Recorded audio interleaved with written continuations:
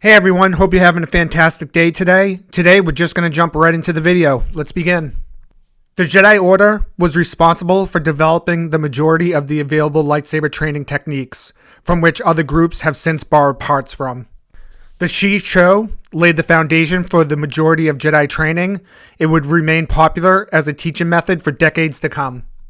Initiates of the Shii-Cho were blindfolded throughout their blast deflect training so that they would have to depend on their instincts and the Force instead of their senses. In further training, sequences and velocities were used and the motions were repeatedly practiced until they became automatic responses. All subsequent lightsaber fighting styles used these same training techniques, therefore there was no need to change anything. Youngling lightsabers, practice sabers, and training blades were all the names for the same non-lethal training lightsabers. Before going through the gathering and creating their own lightsaber, Jedi novices often utilize a variety of training lightsabers at the Jedi Temple. These may be anything from extremely basic wooded swords to weaker, less dangerous versions of larger lightsabers. It was also possible to tone down regular lightsabers to make them suitable for such a purpose. The Jedi droids used for training possessed lightsabers for this practice. Jedi Padawans would practice dueling using training lightsabers and training tunics during the High Republic era. Training sabers were neither fatal nor dismembering, but they were nonetheless strong enough to hurt if used on another living being. The training tunics were white and easily scorched by the training saber's precise strokes. Some lightsabers, like Kanan Jarrus or Ezra Bridger, utilized a low power option during the Age of the Empire to prevent injury to training companions. The vibrating blade was somewhat brighter blue and had a greater pitch in these circumstances. Training lightsabers were re-established at Luke's Jedi Temple on Ossus after the New Republic's reinstatement of the Jedi Order. In the early stages of their Jedi apprenticeship under Luke, Ben Solo and Vo used wooden swords in their training. By 21 ABY, Luke had his most senior students, including Solo, oversee the training of younglings using training sabers. Velocities were sequenced activities utilized during training to improve reflexes and coordination. Two fighters would engage in rapid-fire repetitions of the same attack pattern until one of them was hurt or gave up. Combat sequences were well-organized patterns of assaults and defenses that flowed seamlessly into one another. There were hundreds of potential lightsaber battle routines that could be used in a wide variety of scenarios. There was an order of belief that held that employing sequences in fighting was preferable to using specific moves, since it was more rapid and fluid. This was on account of the fact that considering and using movements individually in combat was slower and much more inefficient. Sith Blade Master Kasim taught his pupils at the Korriban Academy sequences during the conclusion of the new Sith Wars that he had created to maximize striking ability while minimizing defensive vulnerability. It required his students 2 to 3 weeks of training and exercises to perfect a single sequence, and considerably more time if the sequence was based on a form they had not yet mastered. Duelists engaged in sparring, which was a form of a staged battle. During sparring, beginners might see how they fared versus an experienced adversary and improve their technique accordingly. In order to keep their abilities sharp, most experienced fighters will practice with their peers on a regular basis or use training droids if no other human opponent is available. The regulations for the majority of sparring bouts were loose, but there were other more structured formats. These more targeted contests were created to hone certain abilities, such as speed and precision. Jedi Padawans performed velocities as part of their lightsaber instruction. In most cases, they were performed in conjunction with dueling instruction course, which served to prepare the participants for actual battle. In velocities, two pupils would spar with one another, practicing strikes and parries in a series until either of them were struck or chose to surrender by pronouncing Sola. The pace of the sparring would increase gradually as time went on.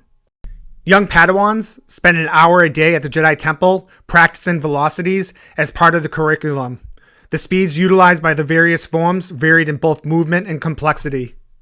Form 1 speeds depended on only horizontal, vertical, and diagonal slashes, with the most elementary parrying perpendicular to the oncoming assault. It was a very simple style, requiring just 6 fundamental blows and parries. During the Great Sith War and the Jedi Civil War, the Jedi developed a lightsaber sparring method known as the Twin Suns. Two Jedi were to use the Force to cross the sky like two suns, rising and setting in opposite directions. It called for a high level of lightsaber fighting expertise, a strong connection to the Force, and impeccable timing. For this strategy, 2 Jedi needed to be stationed at opposite ends of a wide area. After that, each fighter would rush full speed forward and do a force jump towards one another.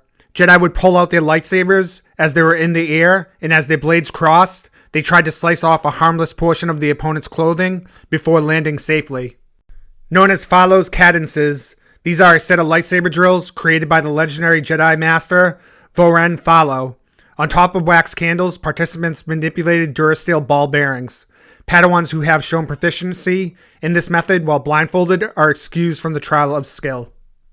Standing in a circle of candles with ball bearings on top and striking the bearings without touching the candles is the fundamental exercise for each of VIII's Follow's cadences. With each cadence, the number of candles would increase by 1 until the 5th, at which point the duelist would have developed his skill to the point where he wouldn't need the candles to tell him when he had successfully completed the sequence. The first cadence relies on half circle of 19 candles arranged at 10-degree increments in front of the duelist. The duelist would then hit every single bearing while avoiding the candles beneath, enhancing the duelist's skill to focus on control. The 190 ball bearings needed for this activity will be used up by doing this over and over again. It takes around an hour to finish. 72 candles are placed at 5-degree intervals in a complete circle around the duelist to create the second cadence. The objective was to hit each ball bearing without touching the candles, just as with the first cadence. To further hone their control over their bodies and sense of place, the duelist had to accomplish this without turning to face each candle. It was going to take around 2 hours to finish this cadence, which needed 2,701 ball bearings for the training repetitions. In the third cadence, 180 candles are spaced out in a circle at 2-degree spacing. This drill was designed to improve the duelist's body awareness and coordination by challenging him to hit every 5th ball bearing without changing direction. It took almost 3 hours and 16,290 ball bearings to finish the entire cadence.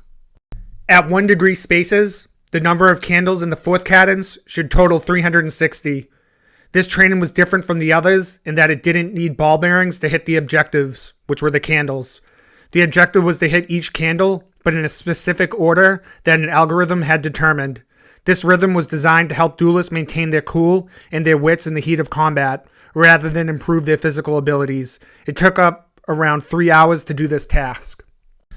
The point of the 5th cadence was not to teach anybody anything, but to put oneself to the test. The duelist was going to employ the Force to telekinetically wield the lightsaber, completing intricate blade movements as a test of his or her motor, cognitive, and perceptual skills. The duration of this lasted around 3 hours. There were many different training methods Jedi had to master to become competent in lightsaber combat, from sparring, training, and exercise drills, all for one purpose, to prepare them for combat. Thanks everyone for watching. As always, if you enjoyed the video, please force push the like and subscribe buttons. May the Force be with you, always, and have a great day.